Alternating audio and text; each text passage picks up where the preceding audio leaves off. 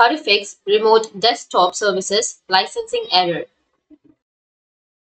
So if you want to fix your remote desktop services licensing error, then what you need to do is you just need to simply go with the search, and under search you need to search for edit group policy. Once you're under that, it will take you to the local group policy editor.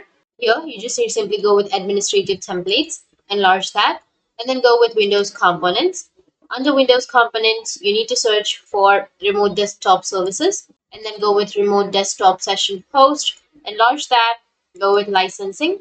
Under licensing, you need to go with the first option, which is use the specified remote desktop license servers.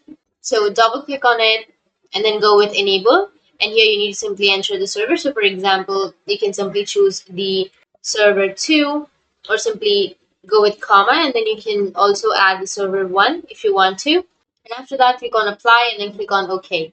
After that, go with the third option, which is set the remote desktop licensing mode. Double click on it. And here also, you just need to simply go with the enabled option and choose per user and go with apply and click on OK.